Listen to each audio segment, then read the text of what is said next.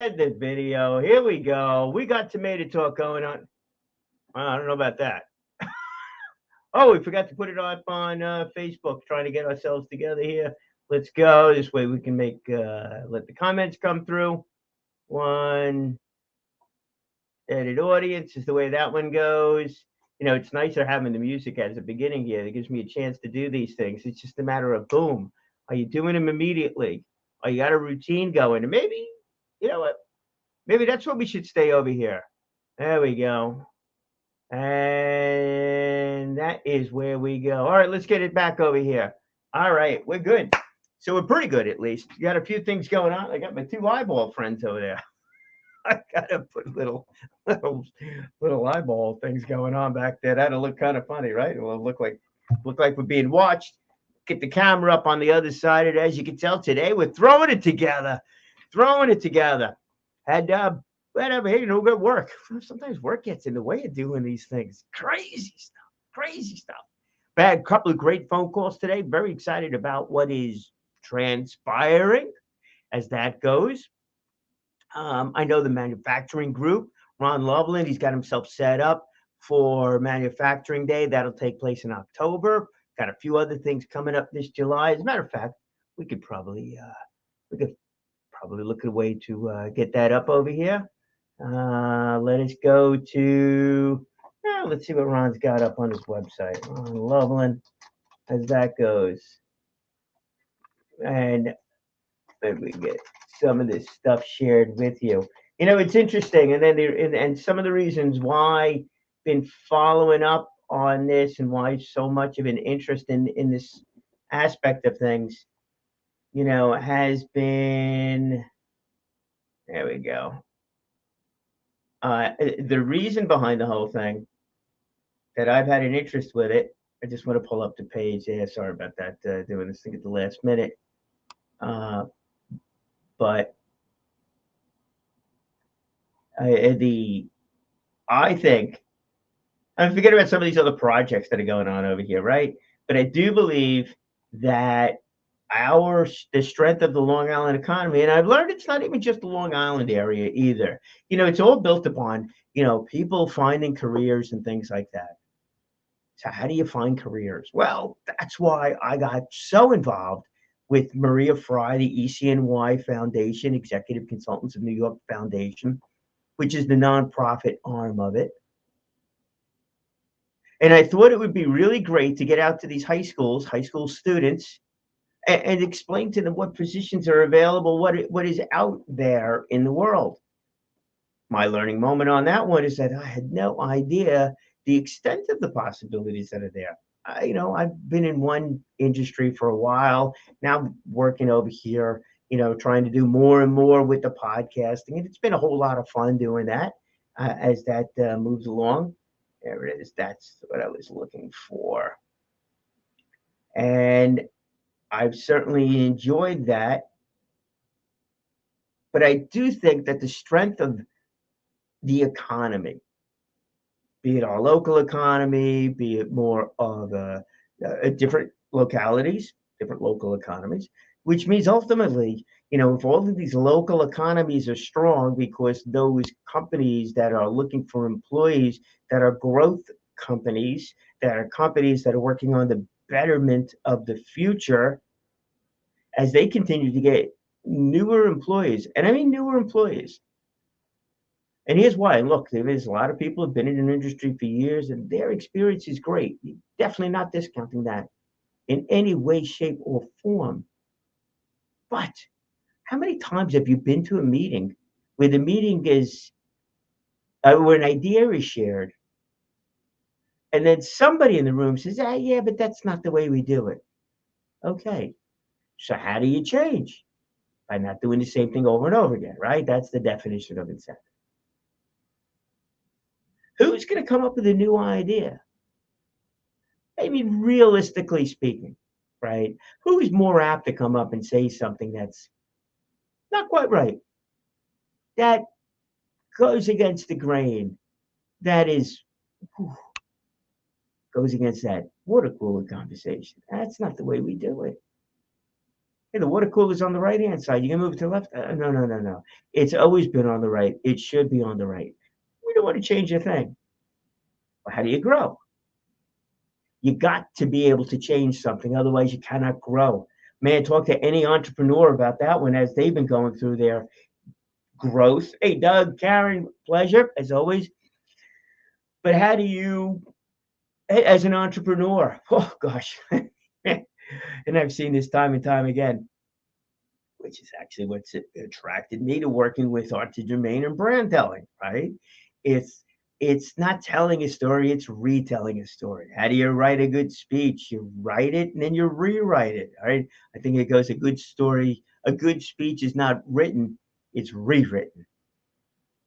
It's rewritten. It's constantly changing.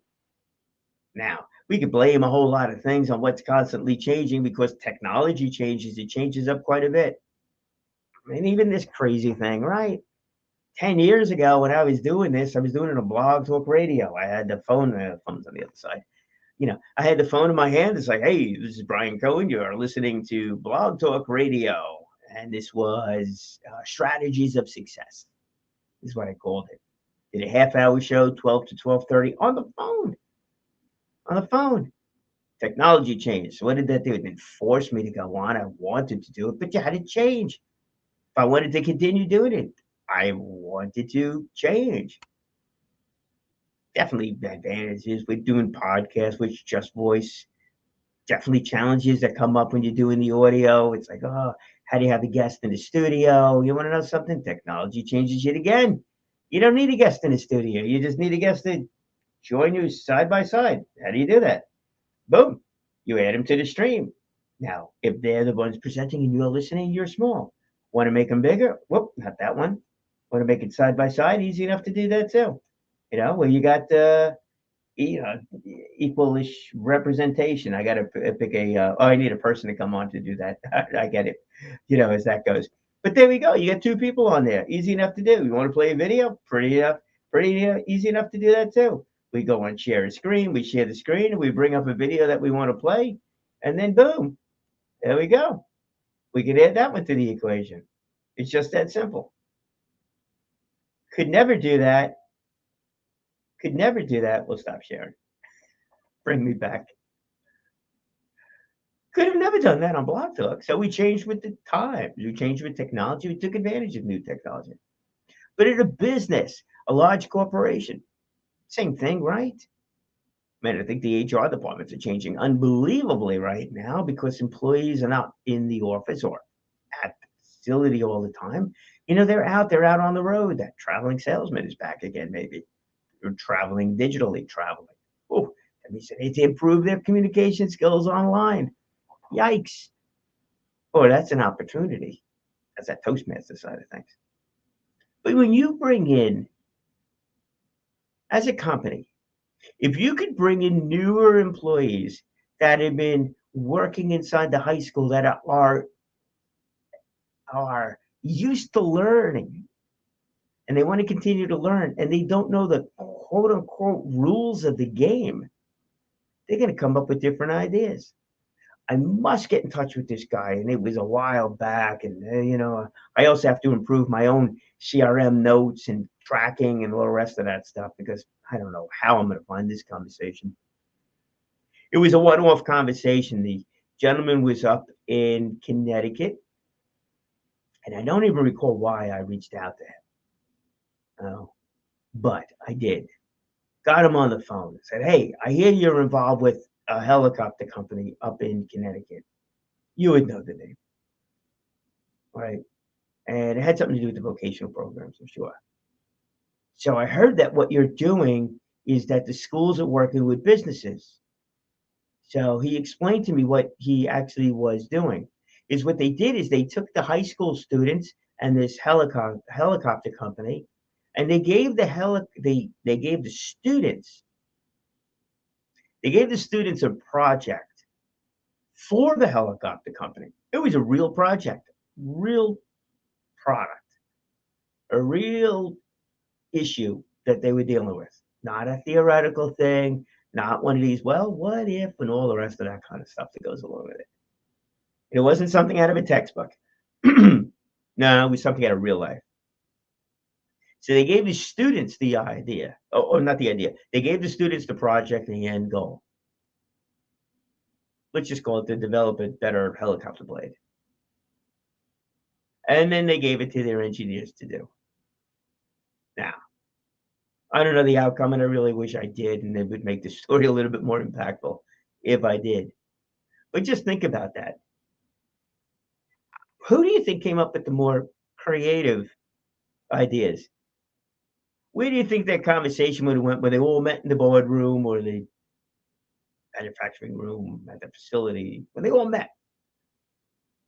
And some 21-year-old student that loves plastics said, I thought about if we could use a high strength plastic, this composite, whatever, maybe embedded with a little bit of steel inside of it, copper, whatever, we can make a stronger, lighter,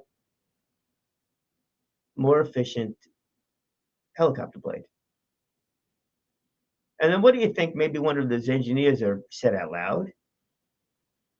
Was said to himself, oh my, that's crazy. You can't do that. Why can't you do that? I don't know. I really don't know. You can test it and go figure it out. But if that company was developing blades in a certain way for so many years, tried, true, and tested, would they change? Would those engineers have taken the risk to make that change? I don't know. That really depends upon leadership as to whether or not the leadership in that organization would have embraced the idea of trying something totally out of the box, completely new, without any negative repercussions. If anything, they should be, on humble opinion, should be positive aspect of it. Hey, let's try something new. If it doesn't work, it doesn't work, because we know that we learn from our mistakes. We learn from different things. And maybe a helicopter wing can't really do that, but maybe a boat propeller would be. And maybe it makes less noise in the water. Maybe it's more efficient with it. Maybe the flexing of a plastic is better than a steel prop because it adapts to the speed, just like maybe a car wing would do or an airplane flap would do. No idea. No idea. But there'll probably be something that'll come out of it. And maybe even just that one little something that comes out of that would be the idea that, hey, I'm at a company that embraces new ideas. That's an exciting company. That would be a much more exciting company for a 21-year-old, 22, 25, somebody who just loves trying new things, than one that would be just going and doing what's been done before, because then they just need somebody to operate a machine, or eventually probably even not do that. Probably just need a robot to operate that machine, just automated. Not thinking. Not thinking. That's what we need. We need companies that are actually embracing the idea of people thinking, coming up, creating creatively. I can tell you there's a lot of companies out here on the island that are looking for that. They are looking for exactly that. And that was one of the reasons why I got so involved with this whole thing, with the careers, with the high schools, with the manufacturing group, and with some of the other projects that are out there. It's that creativity aspect of it. I think that's great. It was a path I did not follow, for quite a few years. Path I'm trying to follow right now. Be a little bit more creative in what I do, and then also to support those that have come up with creative ideas that are looking to do something that are working through those challenges and creating opportunities out of them. That's exciting. That is definitely exciting, and that is the growth, and that is how everything always grows. It grows by some mistake someplace. That's fantastic. That really is. All right, so what's on the horizon? Ooh, we're about a little bit more than halfway through already. So, what's up on the horizon? It's a really good question. So, Doug, since you're here, I got a phone call about maybe a project you and I could do. That'll be next week. We'll go follow up on that one. You got my wife on there too, so maybe I'll make lunch after this thing is over and make it work that way. And while we go search out a few things, I get another opportunity here to introduce you to my partner, Arthur Germain, the brand telling guy. And the video he did here today is called, now we can bring it on there. Let's go back to here. Share screen, and Chrome tab. We're going to do this a little bit better at one point in time.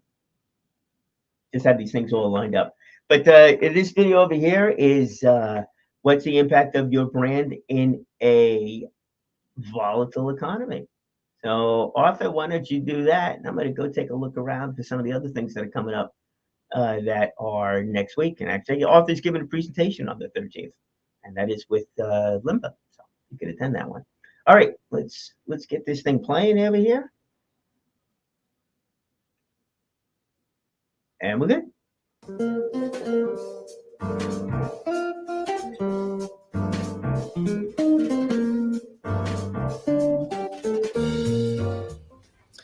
What does your brand have to do with the economy? Turns out a strong brand may be your best asset in a downturn. I'm Arthur Germain. Welcome back to the Brand Telling Podcast. As I record this, we are in the midst of a downturn. Following a few years of great numbers in the market and broader economy, we're seeing things go the other way. The economy's like that. Sometimes it's up, sometimes it's down. The mistake many brands make is to feed the brand when times are good and starve the brand when times are not so good. That's a little backward. Here's my perspective. I live on the north shore of Long Island, where our town has a beautiful dock on the harbor leading into Long Island Sound. Boats pull alongside the dock and tie off so passengers can embark and disembark. And these boats are large and small. They're all different sizes. Sometimes passengers are able to simply step up to the dock from their boats. And other times passengers have to climb a ladder up the side of the dock to get to the surface. Now, this has nothing to do with the seaworthiness of their boats. It has to do with the tide, of course. As long as their boats are seaworthy, as long as they keep the water on the outside and the people dry on the inside, they will rise and fall with the tide. And that's the way we should think about our brands. As long as your brand is seaworthy, as long as it's solid and it delivers on its promise to your customers, it should remain above the sea level during high and low economic times.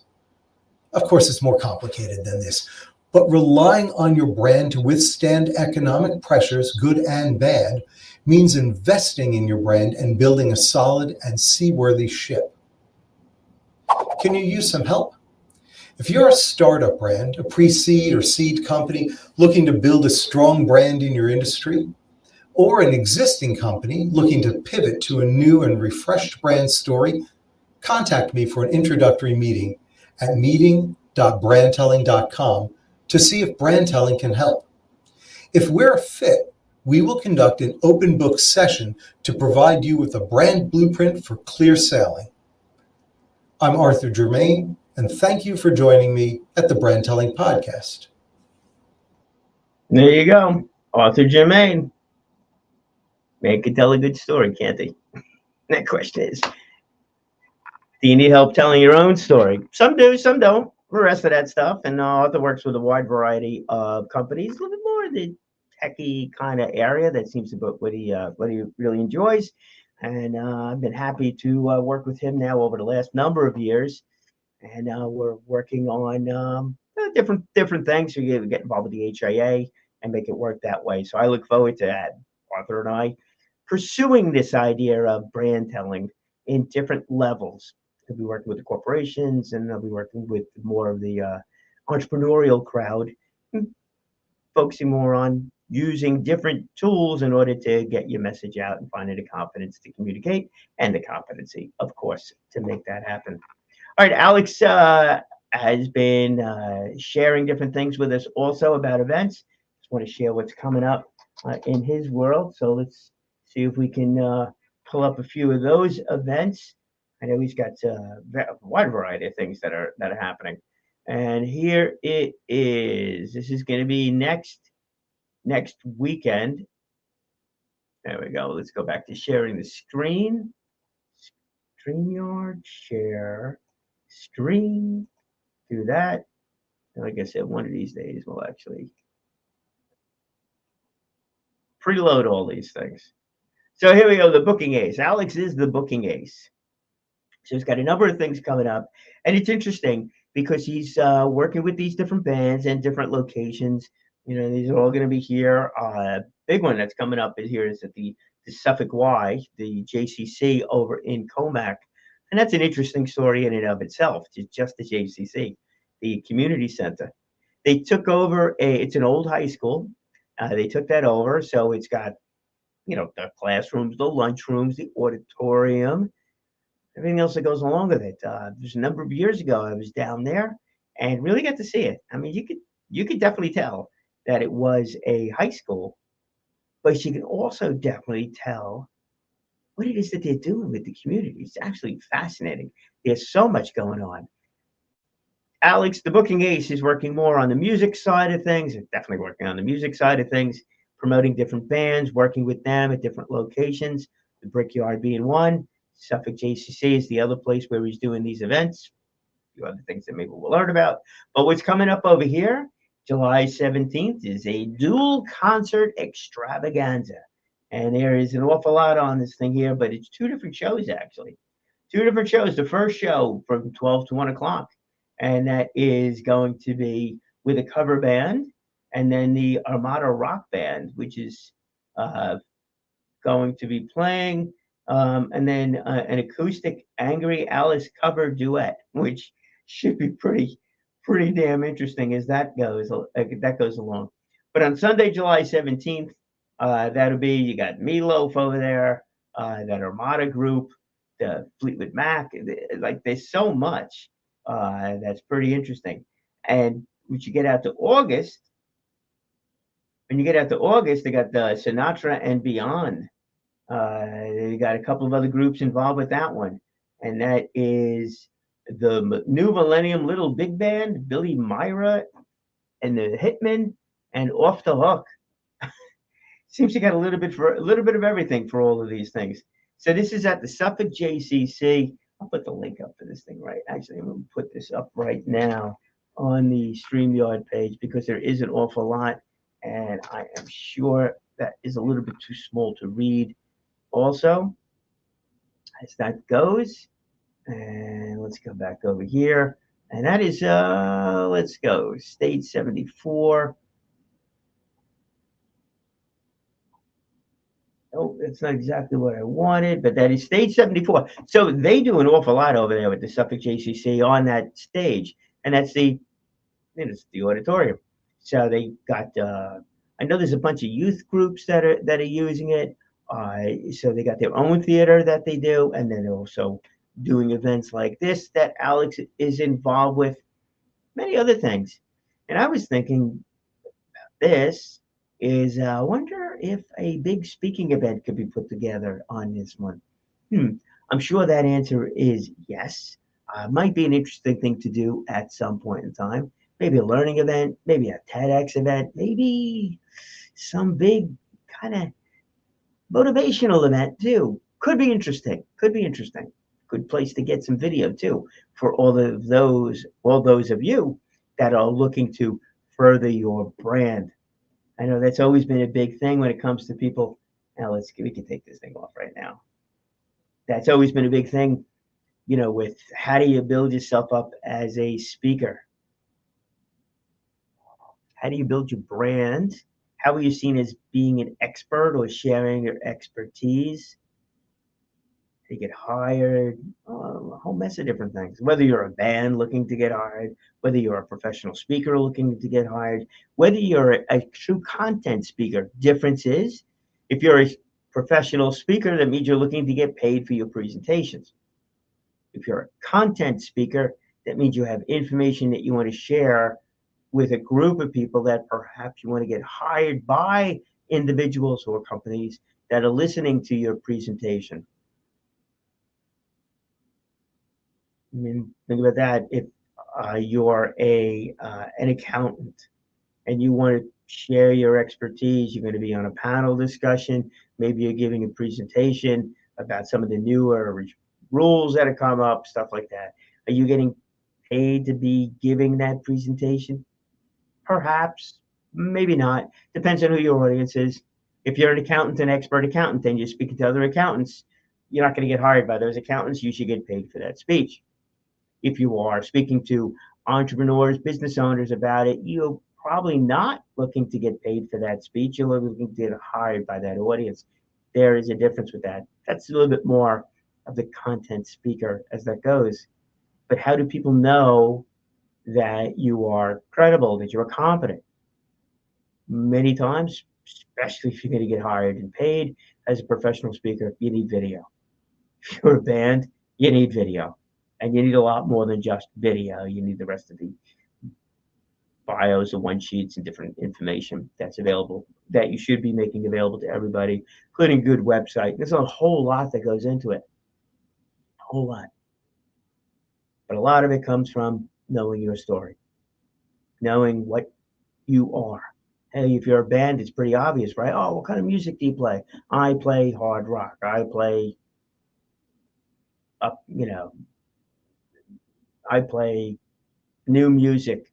It's only pure content that we've developed, or you're a cover band, or you're a band for whatever industry, whatever kind of music. But you're specific. If you're a speaker, it's the same kind of thing. Always the same kind of thing. All right, so this is stuff that it's coming up. We'll get a little bit more specific with it as things get a little bit closer. Definitely enjoy the weekend. Hopefully the weather holds out this weekend and it's a good weekend. And even if the weather does not hold out this weekend, make the best of it. You know what? If it's raining outside, give yourself a chance to relax. If it's raining outside, you like walking in the rain, go for a walk in the rain. You know what? Maybe that's the greatest cleansing moment of them all, and make it work that way. All right, remember, friends, here we go. We're going to end this one right on time. I'm going to move that clock a little bit closer so we don't have to take a look. Maybe we'll color in the eyeballs over there. We're going to keep working on what's going on back here. Going to keep working on those projects coming up, because I know that I want to be the best that I can, and I'm sure you also want to be the best that you can. So work on it. Long-term success does not come easy, but long-term success is something that we could all strive for. Keep striving. And remember, you got to speak well, speak often, live inspired. You just may inspire somebody else to do exactly the same. All right, there goes the tomato. 29.50. 5, 6, 7, 8. It's close enough. We'll get the music going. All right, a little rock music again. How about feeding the ducks? Go feed the ducks this weekend.